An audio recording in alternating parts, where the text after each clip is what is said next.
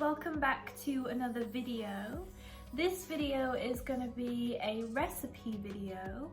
It's going to be a little different to the recipes I do normally, because normally I will do a written recipe, but this time I thought I would film it, and the reason why I thought that would be partly a trial and error, just to see how it goes, see if you guys like it, but also because I have recently been getting a Veg Box, and this is a fortnightly Veg Box just because there are only 2 of us in my household, so the Veg Box comes in one size and we wouldn't eat all the food in time, it would go bad. So this Veg Box is local to where I live. If you live in Plymouth, it's called Good Earth Growers.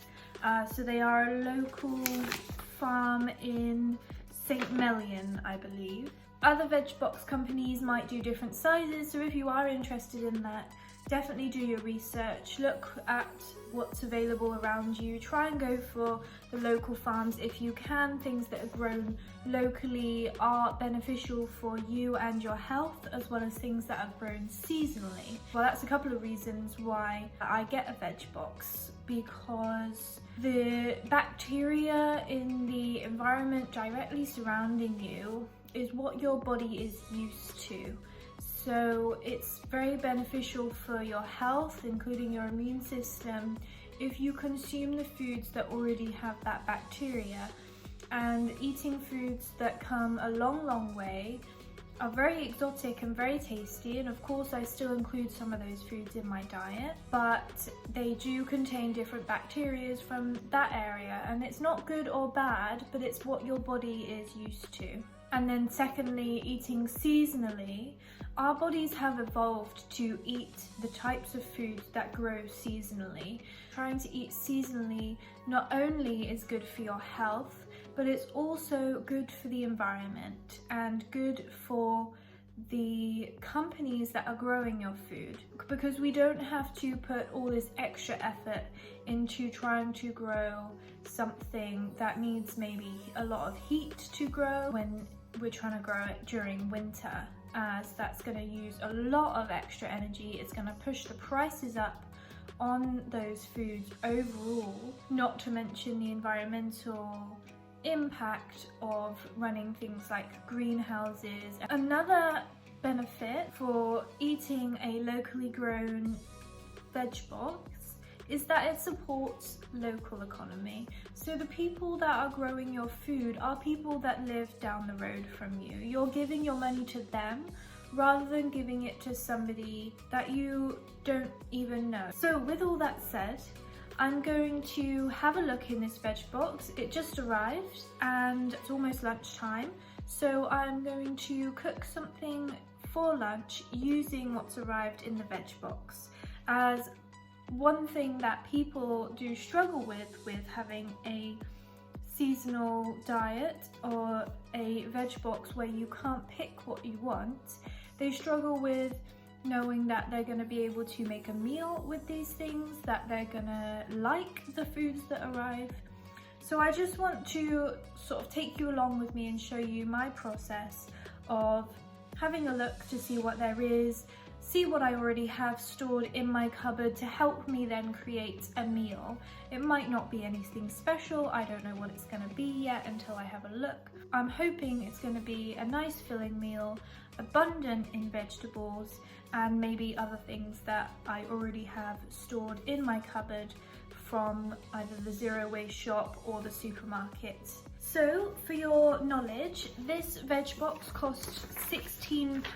So this is the box itself. Most of it just comes loose. So let's see what we have. So we've got a mixed salad, quite a nice size bag, looks nice and fresh. And here we've got some rockets. We've got a nice big squash here. We've got a cauliflower in there. We've got some turnips here. We have some yummy looking kale there, and then we have multicolored carrots, plenty of those,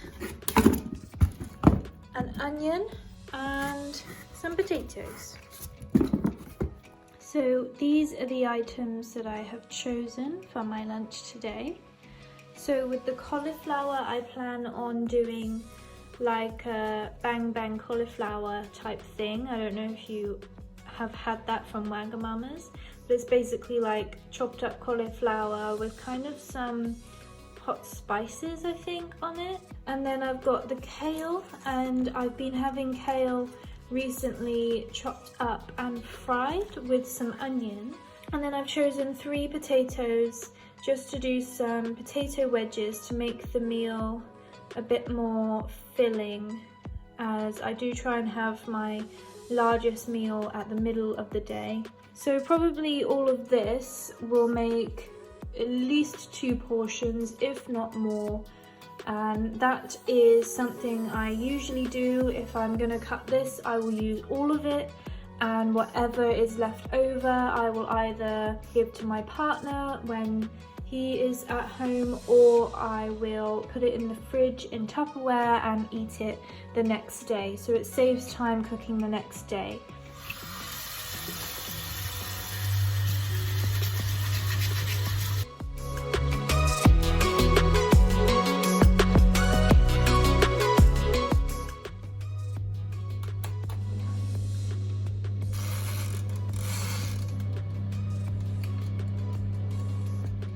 So I'm starting with the potatoes because they are probably going to be the longest to cook. So I'm going to chop them just roughly. You will notice that I am not a cook, so I tend to keep the skins on. There are nutrients in the skins, so that's why I have scrubbed these potatoes first to get the dirt off, and then I will just eat them as they are. I think it gives a nice texture, but if you didn't like the skins, you can peel them, it doesn't matter too much. So I'm just roughly cutting them up.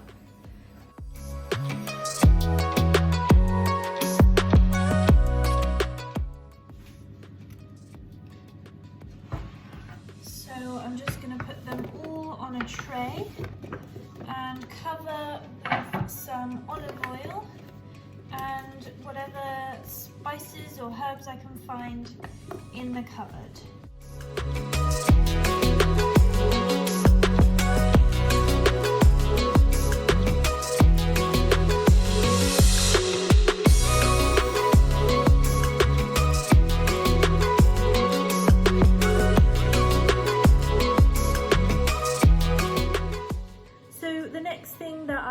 To prepare is the cauliflower. So I am removing the leaves from the outside. Cauliflowers are naturally wrapped in these leaves and are often replaced with plastic to protect the cauliflower when sold in supermarkets, and it's just one of many examples of the bizarre plastic industry being used for pretty much no reason. So I've washed my cauliflower, and the way I cut it to maintain the different heads of the cauliflower is by turning it upside down and just starting to cut off each one individually.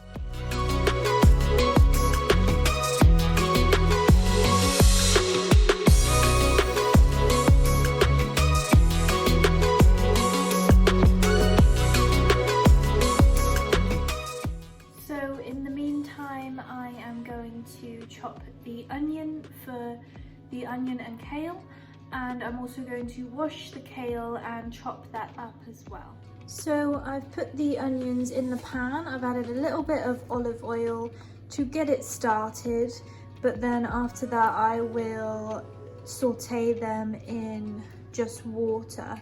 So I haven't actually used all of the kale. As you see, it's cut up to be quite a lot, and I've removed a lot of the thick stalks that come in it, although I've left some of the smaller ones as they soften up and they're all right to eat. So the cauliflower has started to boil nicely in here. So I've just turned that down now into like a medium heat, and the onions are starting to heat up nicely. I'm going to continue to saute them for a bit. When they start to go a bit translucent, then I'm going to add the kale. So I am aware that this meal has some carbohydrates, some nice greens which will have lots of phytonutrients in them. It has cauliflower, which is a great vegetable with lots of nutrients. However, it doesn't really have many grains or many kind of protein foods.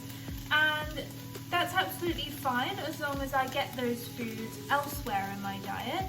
So if I were planning this meal in advance rather than just seeing what I've got in the box, I would take these out of the cupboard. I'd probably take about a quarter or a third of the jar, and I put them in water and soak them. So maybe I might cook them up. You could make them into a kind of curry, or you could add some spices again and fry them up and use them as another side dish.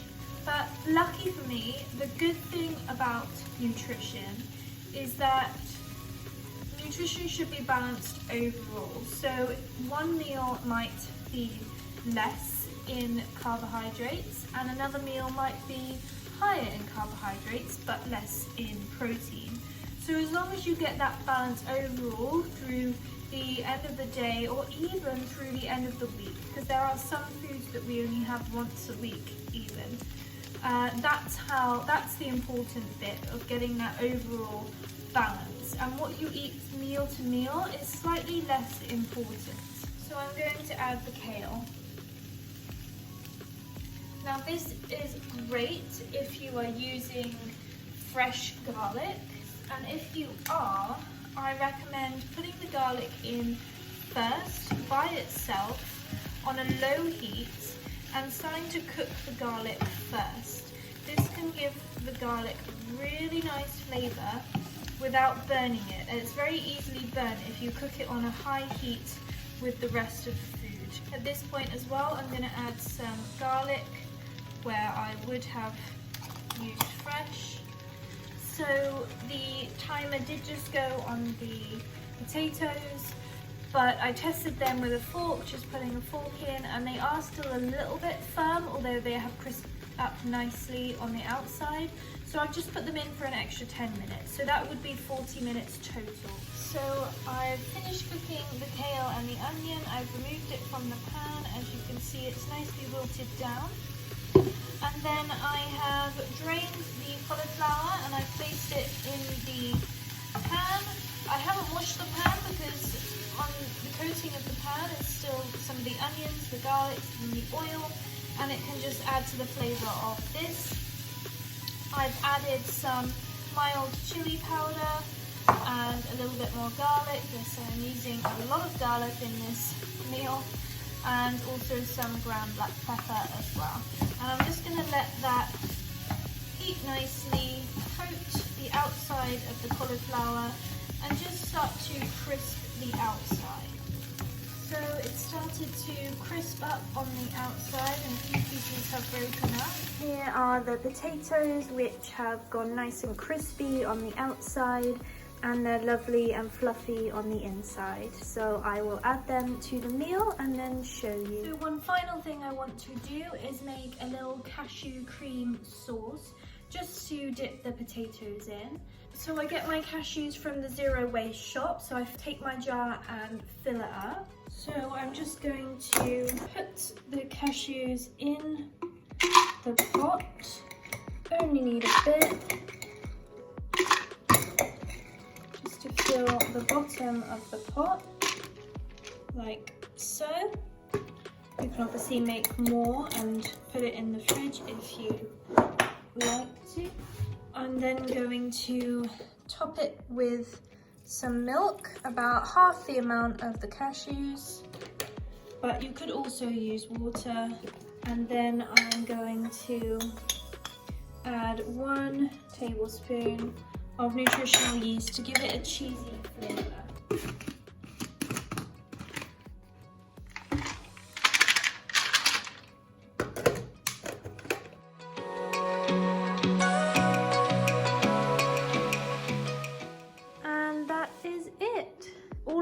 apart from the cashew cheese, which is from the Zero Waste shop, was all made from the Veg Box, just with a few extra bits and pieces from the cupboard. So thanks for watching, I hope you enjoyed it.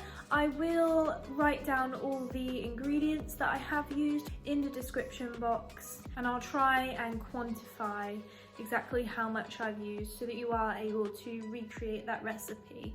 I hope you are able to see how easy it is to create a meal from whatever food arrives in the box, just by being a bit creative, having a nice store of food in the pantry to make it easy to then create meals when that fresh produce arrives. So thanks for watching, and I will hope to see you again in the next video. Bye!